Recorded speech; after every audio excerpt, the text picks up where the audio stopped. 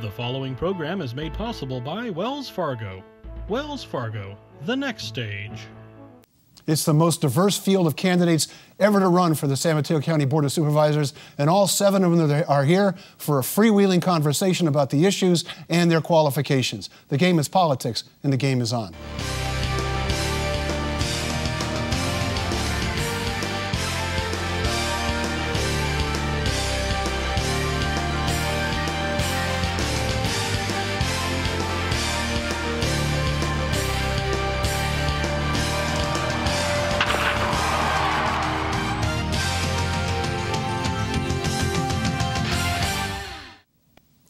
I'm Mark Simon. Welcome to the game.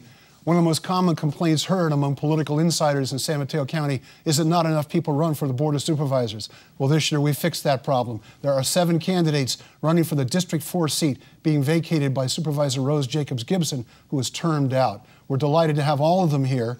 They've been gracious enough to come for an open discussion about the issues. They're all sufficiently nervous, I hope.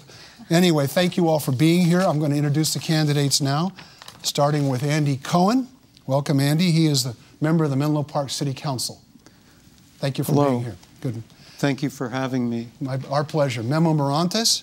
Memo is a trustee of the San Mateo County Board of Education. Thank you for being here, Memo. Thank you, Mark. Ernie Schmidt, vice chair of the Redwood City Planning Commission.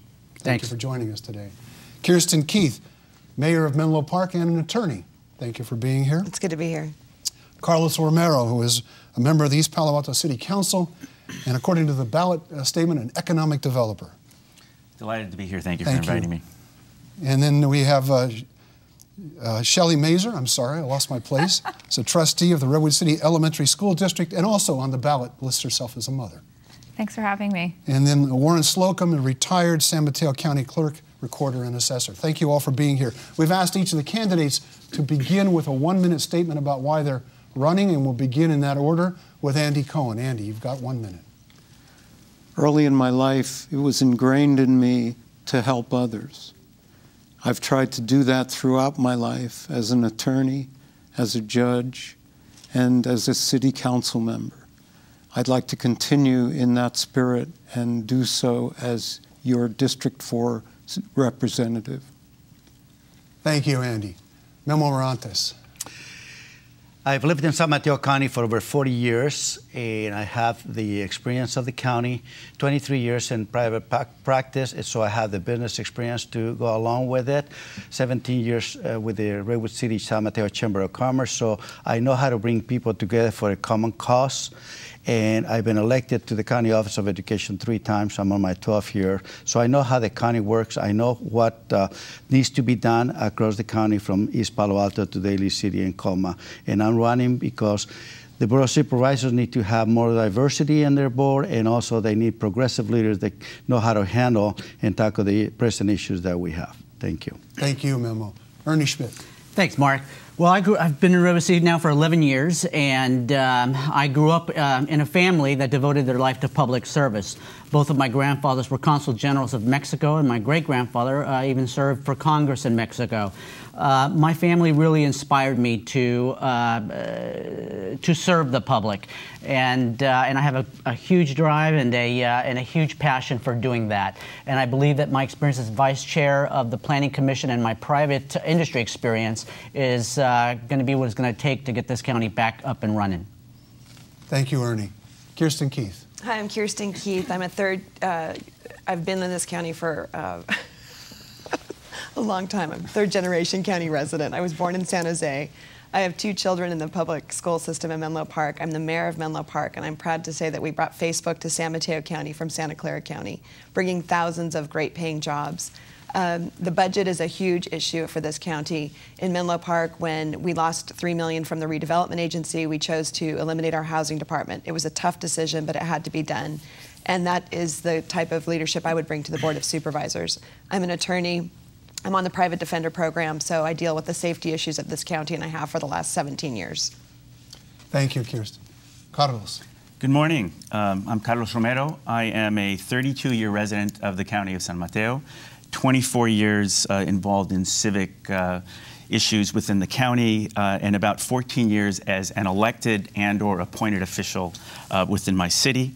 It is true. I am an economic developer, affordable housing development specialist who has both the academic credentials from both Stanford and Harvard, as well as the legislative experience being the former mayor last year of East Palo Alto, and also presently being the vice chair of the County and City Association of Governments here in the County of San Mateo, and being the vice chair of a 3-county board that deals with rail issues called the Dumbarton Rail Policy Board.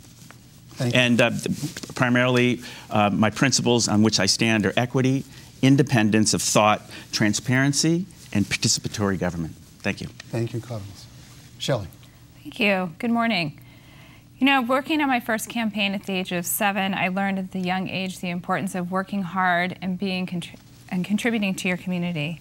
Those values led me to work on women's health issues as a young adult. They led me to go back to grad school and get my master's in public health. They're part of how my husband and I are raising our 3 kids in Redwood City, and they're why I've worked as a nonprofit leader for almost 20 years.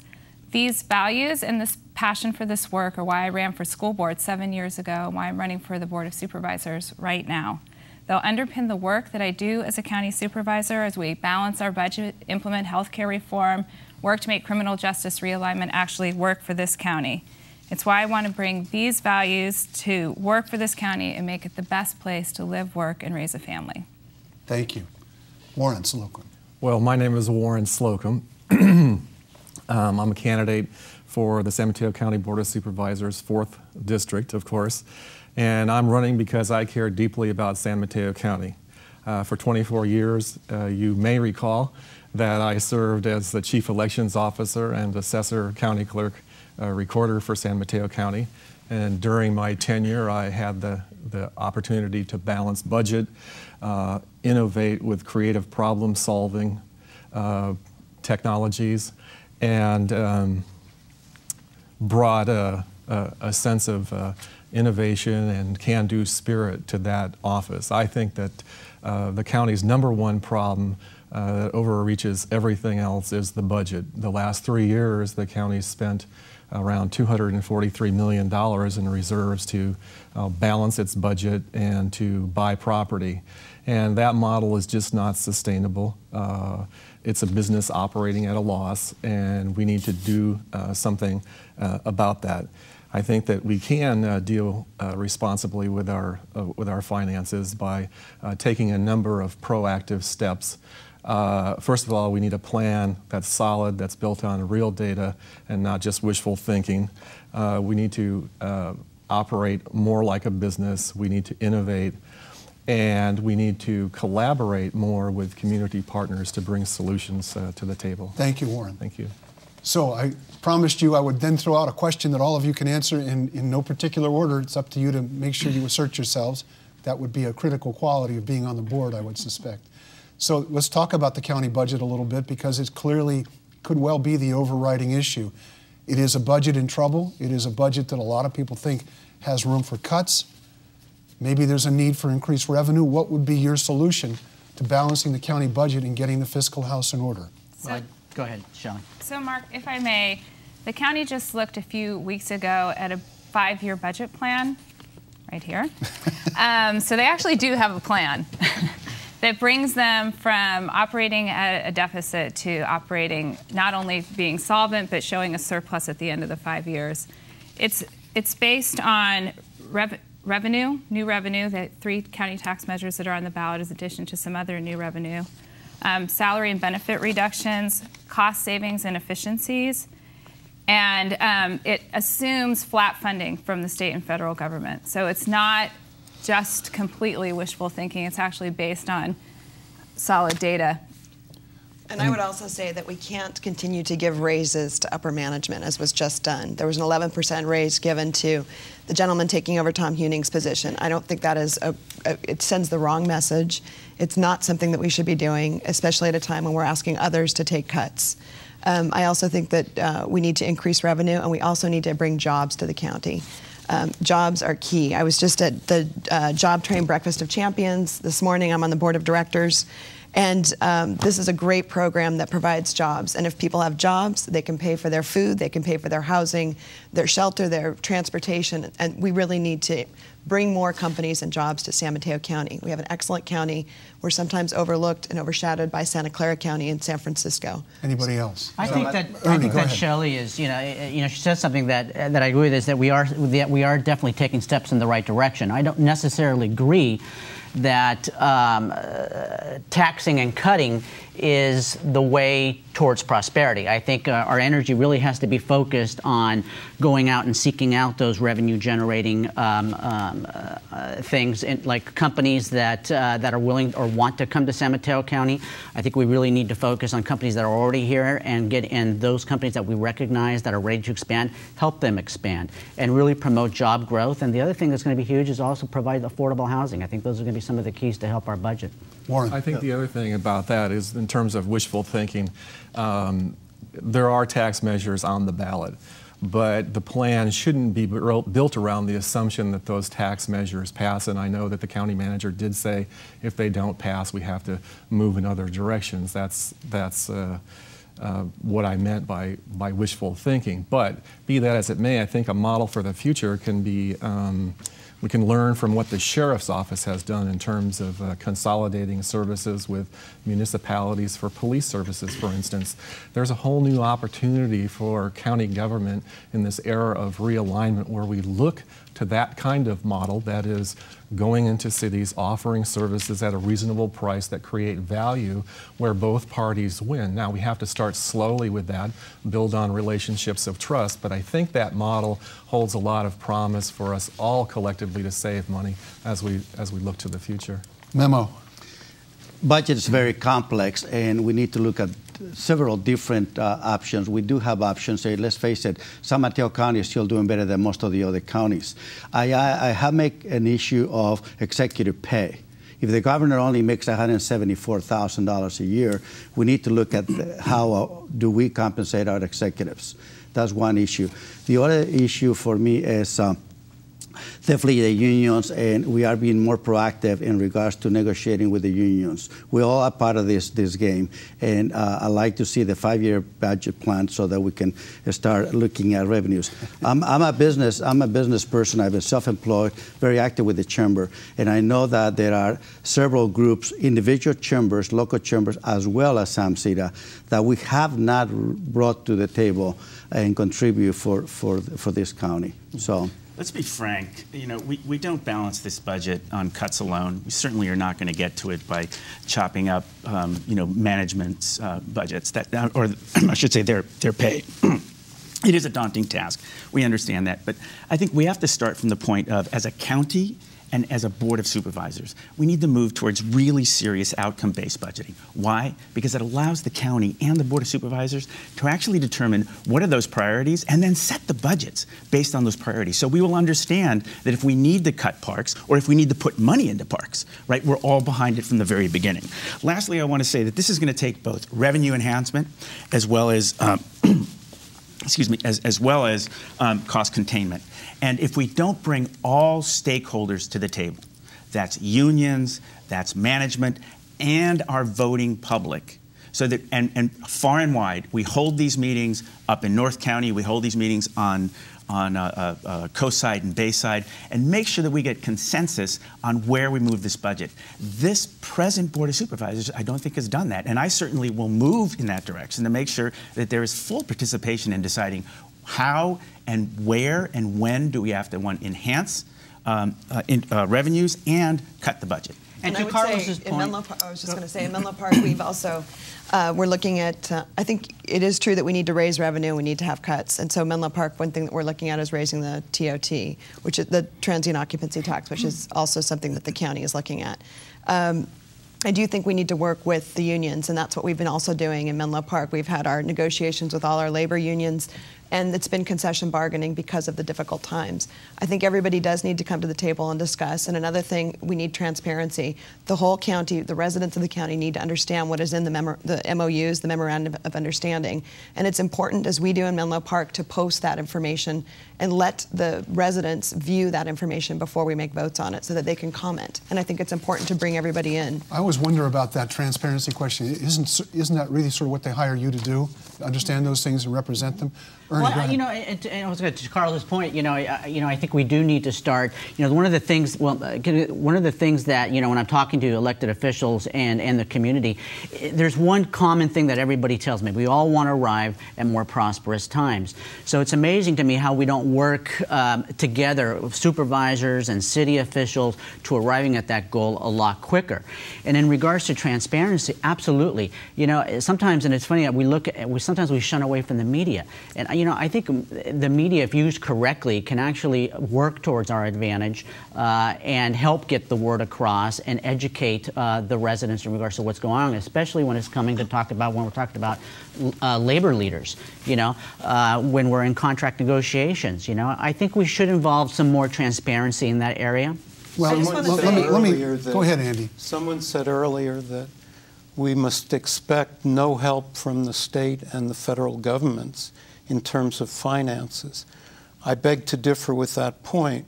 The state Senate has passed Bill 1220, which is aiming to replace some of the money that was used for housing under redevelopment agencies.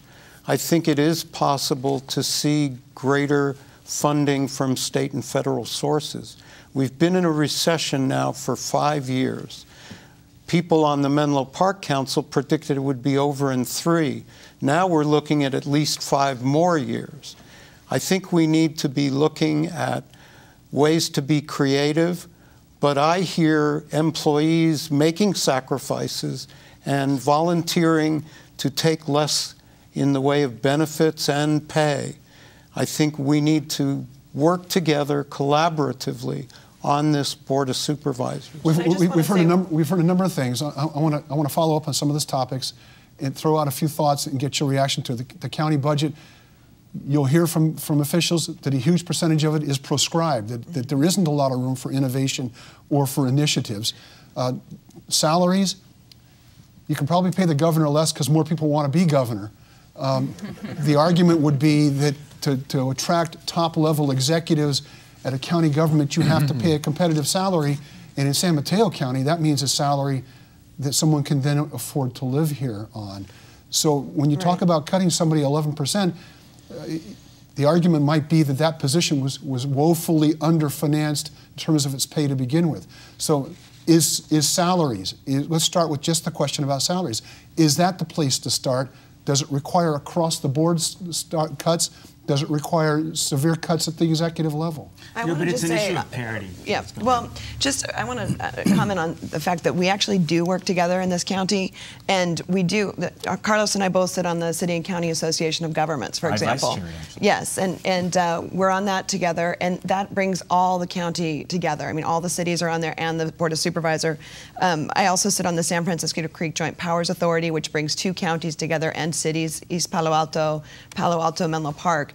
And there is so much collaboration that goes on, and it's very important. But on the salary issue, I think that if somebody's running for a position at a time where you know what the salary is, that there shouldn't be an increase of 11% when we're asking others to take cuts and have concessions.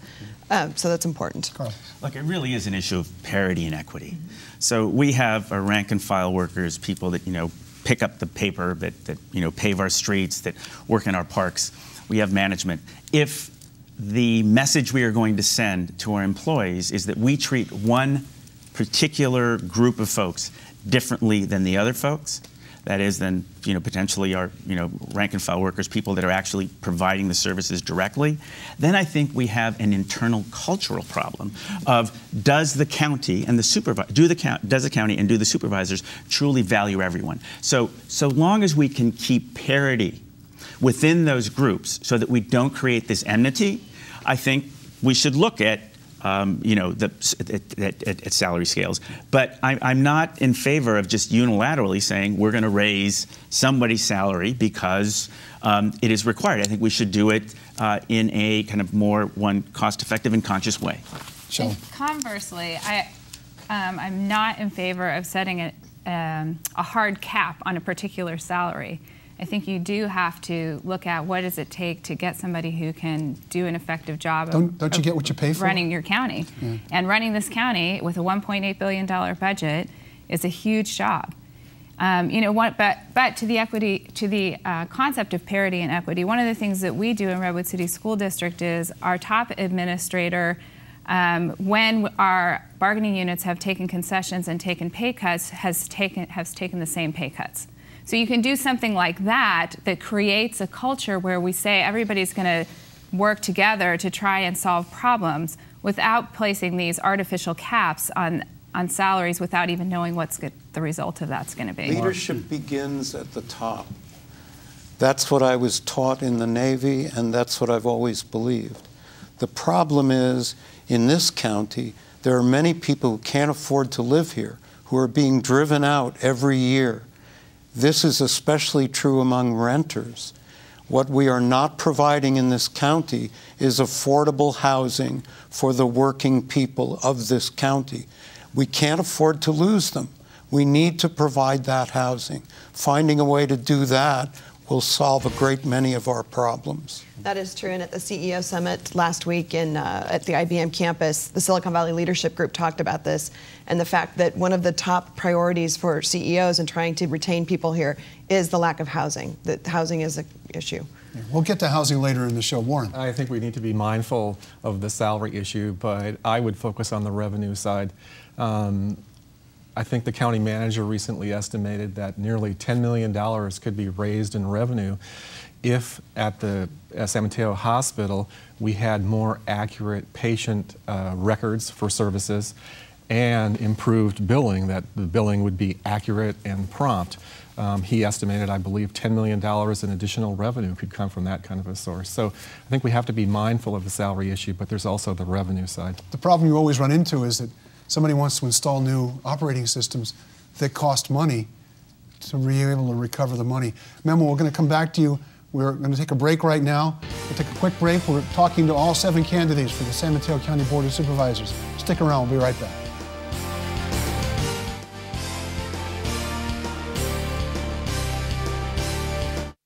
Peninsula TV is proudly brought to you in part by Nimbus Design, helping Penn TV, businesses, government, and nonprofits with their web technology and design needs. Nimbus Design combines art and technology to help businesses connect directly with customers, partners, and the public. Located in Redwood City, the heart of the Silicon Valley. They can be reached on their website at nimbusdesign.com. Nimbus Design, a proud sponsor of Peninsula TV.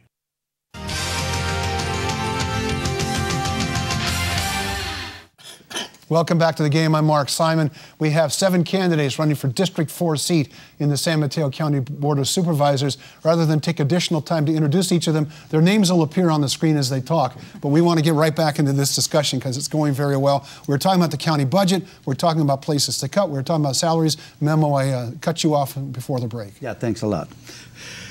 As we started earlier, the budget is very complex, and it is not something you can just cut the program right across the top 5%, 10%. So you need to look at each individual program because of the funding mechanism that each one is tied to, whether it's state or federal money, to some of those programs. So we may lose more than we gain by cutting some of those programs. So that's one issue. The executive pay, we talked enough about it. There is, again, leaders, and we need to do a top-down type of evaluation. The county is starting a process of evaluating departments and looking at productivity. There's always room for improvement anywhere. I don't care what it is. Coming from private industry, that's one of the things you always do is look at how productive your teams are or departments are. And I'm looking forward to work with those departments in order to evaluate productivity. Which will eventually result in savings and do things in a better way. And when you're talking about the salaries, in regards to the competitive area, there comes a time when you're looking at these salaries that are in excess of $200,000 and you're comparing it to the job that the people are doing, that it's really no longer competitive. It just becomes more of it's just too much. And remember, it's not their money. It's taxpayers are paying for this. So there has to come a time where we have to ask ourselves, when do we pull this individual aside and literally ask them, hey, you know, it's time to have a reality check and say, this is too much. It's not really competitive. Well, actually, I mean, the point is you do that when you're hiring somebody, right? And actually, this county is going to need to hire a new county manager. We have an interim county manager right now, but ultimately, we're looking at hiring somebody new. And when we hire somebody new, those are the parameters that you have to set, and you set those expectations right up front. It's what we did when we hired our superintendent in Redwood City School District, and what the county will need to do when we hire our new county manager. Right, but let's be fair. If we're going to ask concessions from rank and file, we're going to ask concessions from everyone. Right. It has to be that way. And we just hired a new city manager in Menlo Park, and we made sure that we analyzed salary levels across the county and some cities in Santa Clara County that are comparable, and came up with a salary that was under $200,000, which is rare for city managers in San Mateo County and Santa Clara County. The other issue that's driving a lot of the county budget problems, if that's the right word, are pensions and health care. What's the answer to those? More concessions, more cuts, more and more public agencies are requiring the public employees to pay a larger share, but in the private sector, you pay all of it. So what's the answer at the county? Because that looks to me like to be one of the biggest chunks of the budget that you either address or you don't address, and if you don't address it, you make cuts somewhere else. One thing in Menlo Park, what we did, we had Measure L, which was mandating that it would be a 2% at 60, and that passed overwhelmingly with 70%. What was it before? What was it before? Yeah. It was 2.7 at 55. And so this became sort of a backlash against what had happened before when the economy tanked in 2008, and we suddenly had a lot of unfunded pension liabilities. Yeah, but ballot box negotiating is not the way to go. And I was just going to say that you know, you don't want to always have ballot box budgeting, but people are upset about pensions. But that's why the tough decisions need to be taken by your electeds. It's why people we need are to elected. sit down. Exactly, we need to sit down with all parties and all stakeholders and have a very frank discussion. But more importantly, we need to figure out what exactly is the liability that the county has. As an example, we have the county saying it's a 74% funded retirement program, and then we have the actuarials and the Stanford kind of think tank folks saying, no, it's 49%. And so there's a huge delta between those two numbers. Unless we can actually determine what the liability is, we can't close the gap. We can't go and honestly speak with unions. I got to tell you, if I was in charge of the county, I'd go with 49. Well, but here's the problem. If you go with 49, and if the folks around that table don't believe that number, there's no getting to a solution. Right. So let's be honest about it. Yeah, when it's too low, then you're not giving an accurate number, and you're asking people to take concessions when it's not necessarily needed. But I totally agree with you, Carlos. You have to do this through negotiations. This county agreed to contracts with its employees, and when you have a contract, that's an agreement between two parties. You have to go back to the table and negotiate with them. I think the other important thing... I'm sorry, but if I was a represented worker, I'd apply that argument to the pension and health care funds that I negotiated in good faith. Why should I take a cut? Well, right, but I mean, that's the point. That's why you go back. It's why we've already gone to some two-tier system with our pensions. So some new employees are going to be retiring later, and they're going to be getting a lower percentage of their salary when they retire. Yeah. So it's already being worked on. And keep in mind that the public employees are not at fault on this one. You know, this has a lot to do with just unreal expectations and just completely poor investment returns.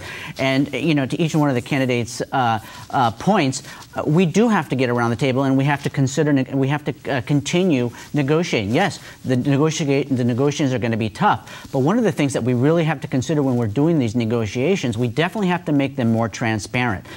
You know, we have to let the community get more involved in this, because ultimately it's the taxpayers' monies that are paying the public employees. Public employees are not at fault, but they are part of the solution. What they certainly, they are part of the solution, and they need to come to the table. There certainly is a mindset, and I should disclose I'm a public employee in my day job. My salary is posted on the Samtrans website if you want to conclude that I'm overpaid. I don't feel like I lack for work to do, nonetheless. But, Andy, let me pose this question to you.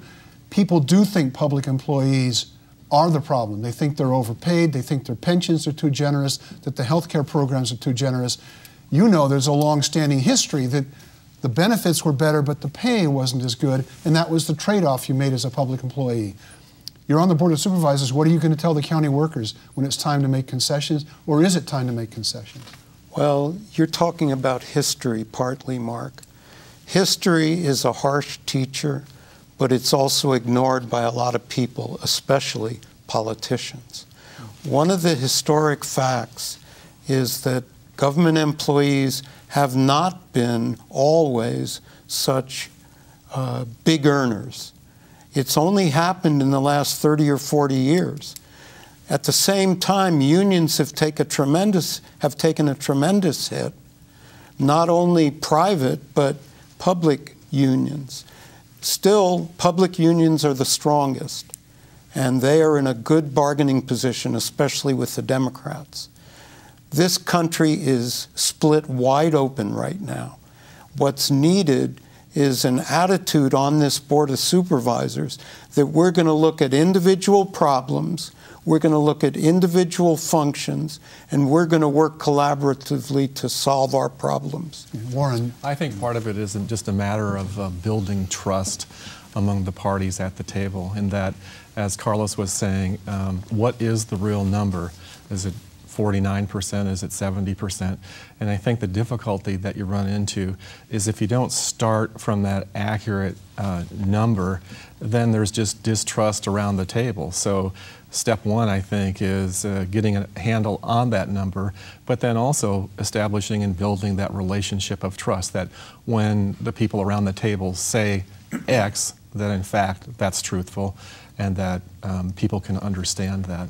But I mean, the thing about getting to an accurate number is the pension funding estimates are based on an estimated return on your investments, right? So, so your accurate number has to be based on historical returns as well as what you see coming forward in the market. So accuracy to a certain degree is in the eye of the beholder. But that's why you get people to the table to agree on rates of return, on discount rates, on net present value of what you presently have. Right. Because if you cannot agree on those initial indicators, on those initial pieces of the formula, then you're right. We're all screwed. Right. And I think that you also have to realize that the governor has this 12-point pension reform plan that is being played about in Sacramento right now, and I think that we really do need to see some sort of changes to the pension at the state level. I sit on the California League of Cities on the Employee Relations Subcommittee, and one thing that we have looked at and voted upon is this 12-point plan. It's something that we have to be realistic about and note that the pension issues are hurting. Yeah, but the 12-point plan addresses the future. It doesn't address the near 20 years. Well, and where we have the problem is within the next 20 years. And if we cannot get folks to the table to address that fiscal issue that ultimately could be the downfall of many counties, right?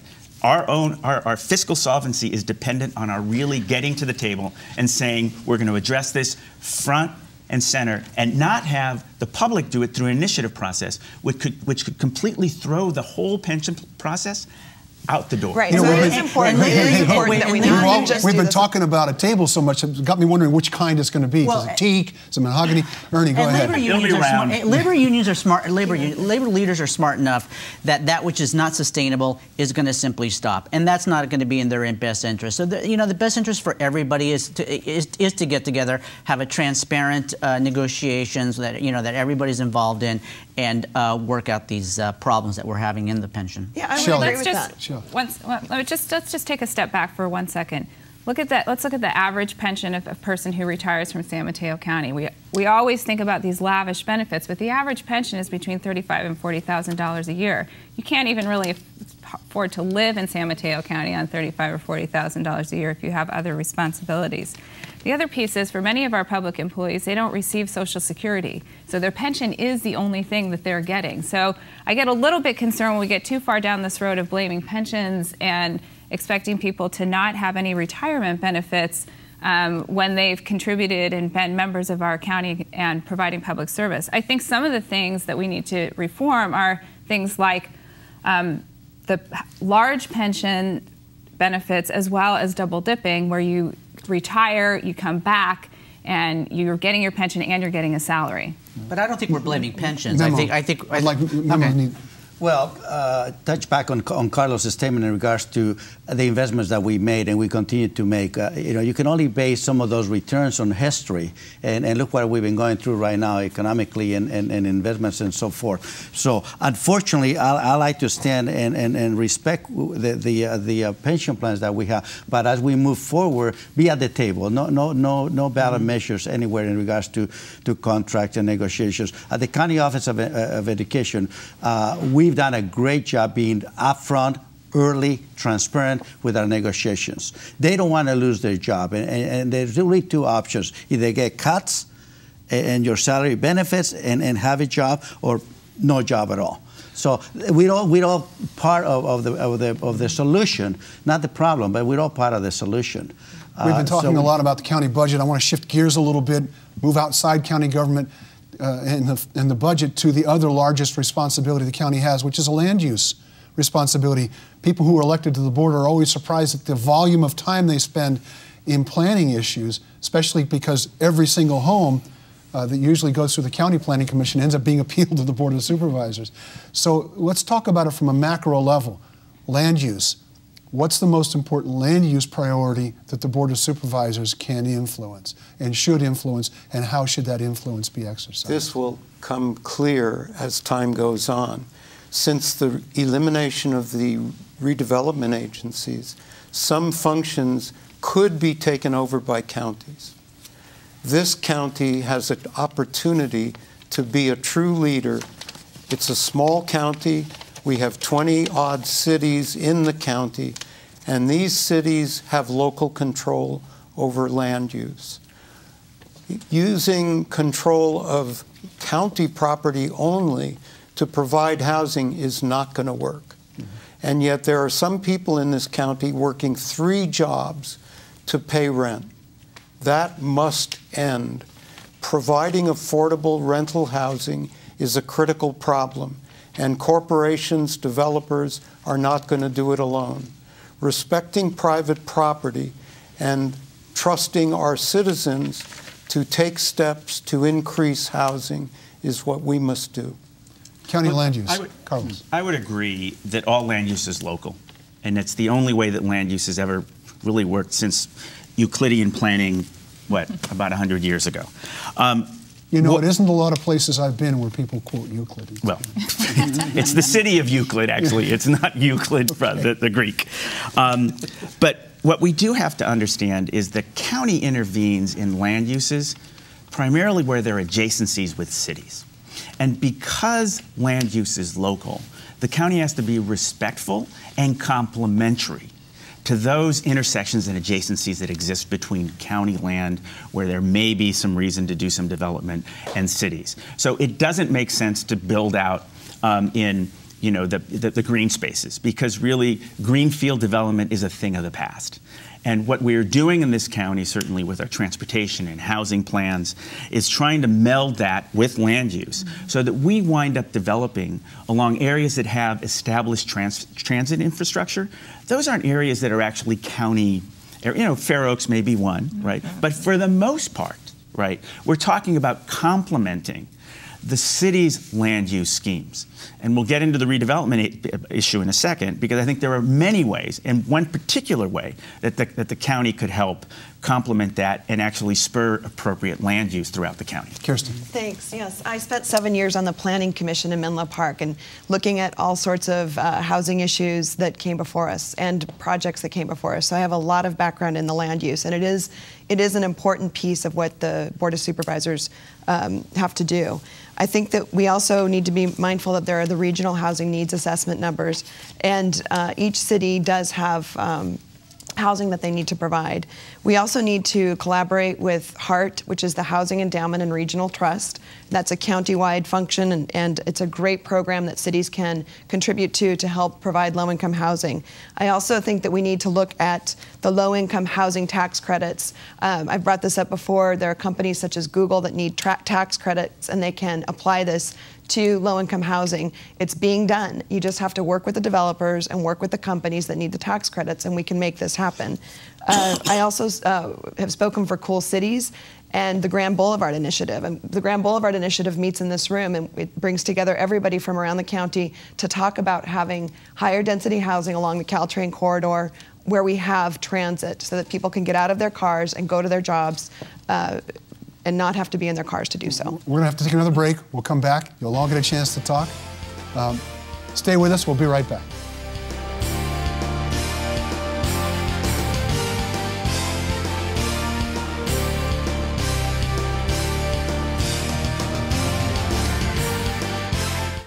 It's been over 150 years since Wells Fargo first opened for business. Since then, we've enjoyed your community support, and we're passionate about returning it. Every day, Wells Fargo team members roll up their sleeves and donate their time to organizations and charitable groups throughout the Bay Area. Nationally, we've committed even more. In just the past 2 years alone, we've donated over $70 million to support schools and educational programs. It's a commitment we're proud of. Wells Fargo, the next stage.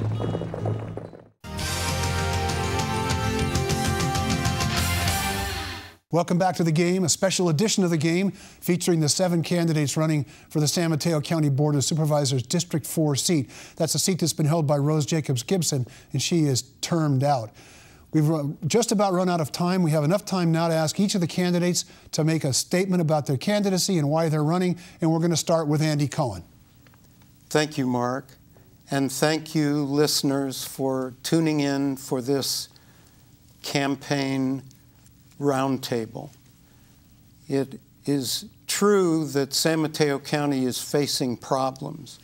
It is also true that housing is a key part of that. Affordable housing and smart growth are mutually contradictory concepts, because when you set boundaries on growth, geographical boundaries, the cost of housing goes up. I expect that San Mateo County will rise to the occasion and provide affordable housing, but this will only happen if true leadership starts at the Board of Supervisors. I request your vote for County Supervisor, District 4, andymcohen.org on the web. Thank you. Thank you again, Mark, for having us here today, all 7 candidates for the San Mateo County Board of Supervisors, District 4. My name is Memo Morantes, and my issues are economic development, create more jobs, create more housing, and definitely improve on transportation. Those are issues that need to work together, need to be looked at together. The Board of Supervisors are already doing a great job by developing a new economic development group, and I want to be part of that. Safety, public safety to me is very dear because we are seeing an increase on a lot of different types of crime in San Mateo County. I like to look into that. And secondly and thirdly is the issue with collaboration. I think we have created that environment now because of the economy of collaborating with the cities and providing services. So I'm looking forward to be at the Board of Supervisors on June 5th. Please vote for me, memomorantes.com. Thanks again, Mark, for having us here. There is a reason why Rose Gibson, supervisor, was quoted saying on the Daily Post that she would prefer to see a planning commissioner or a council member sit on this seat. These are challenging times, and I believe that my experience as the vice chair of the planning commission is going to get us off running right out of the gate. Economic development, affordable housing, job growth are going to be my priorities. I believe that we have the capabilities of getting back on track. I don't think that the answer to our solutions is taxing and cutting. I believe that's just another form of kicking the can down the road. I believe we just have to really nail down economic development right out of the gate. Hi, my name's Kirsten Keith. I'm the mayor of Menlo Park, and I'm running for the Board of Supervisors, and I would appreciate your vote on June 5th. There are many issues facing the county, and the biggest is the budget problem. We had a $77 million budget problem deficit, and we cannot continue to dip into reserves to balance the budget. We need jobs. In Menlo Park, we brought Facebook from Santa Clara County to San Mateo County, bringing thousands of good-paying jobs, and I anticipate that we will continue to have more jobs from the development on the West Campus. This is good for Menlo Park. It's good for the whole county. I sit on Job Train and the Technical Advisory Committee, where we're always trying to promote jobs. If somebody has a job, they can afford their housing, their food, their clothing, and they can contribute, and they feel good about themselves. We also need to continue creating housing. I sit on the City and County Association of Government. We look at transportation issues and housing issues, and I think that we need to continue to have development on the Caltrain corridor where we have transportation, and we need higher density housing along that corridor. I'd appreciate your vote on June 5th. Thank you. Kirsten Keith. Mark, thank you very much for holding this very spirited debate. This particular race is about the issues, and it is about who is most capable of representing this county in a diverse area of issues. I have both the leadership, the academic, as well as the legislative experience, both as a council member, a mayor, as a 24-year-long economic developer, and the academic credentials from both Stanford and Harvard. What is important is to understand my principles of governance, and they start from the issue of equity at all times, independence, transparency, and participatory government. With those items, we certainly can bring, I certainly can bring San Mateo County forward into the 21st century. I urge you to vote for me on June the 5th. Thank you. Thanks, Mark, for having us. Thanks to all of my fellow candidates. I'd ask all of the viewers to go to my website, www.shelleymasur.com, and check out why I have the support of the San Mateo County Democratic Party, the San Mateo County Central Labor Council, State Senator Leland Yee, and Assemblymember Fiona Ma. This county is a great county, and most of us enjoy a really high quality of life. But a lot of people that the county serves don't necessarily have access to the highly skilled, high-paying jobs that are here. Their schools have been suffering, their neighborhoods are not safe, they don't have parks. That's why it's important to elect someone to this position who knows these issues and works on them on a daily basis. It's why I want to serve and help make decisions about critical issues facing children, youth, and families, like healthcare, jobs and jobs training, education, criminal justice realignment. I want to bring my experience balancing complex budgets to the board, and I hope you'll support me on June 5th. Mark, thanks for having us. Thanks to Penn TV for hosting this candidates forum. San Mateo County is a complex organization. It's a $2 billion operations, and we're at an important crossroads. That's why I'm asking all voters to seriously consider this contest and what's at stake here, and what kind of county you'd like to live in, and what kind of supervisor you'd like representing you. Who has the breadth of experience, the credentials, the leadership qualities that you're looking for as a voter.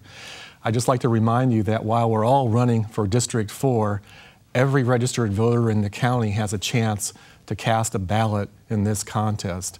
You can obviously vote by mail. You can vote in person on Election Day. The polls are open from 7 in the morning till 8 at night. And I would just invite you to take a look at my website, slocumforsupervisor.com, and I really appreciate the opportunity to be here with all of these fine candidates. Thank you. You've been watching a special edition of The Game dedicated to the 7 candidates who are running for the San Mateo County Board of Supervisors District 4 seat. The election is June 4th, and voting can take place now if you're registered to vote by mail. We thank all the candidates for putting up with a format that's almost no format, and for being here and spending their time with us today. We thank you for watching, and the most important thing is to remember to vote. This has been The Game. We'll see you next time.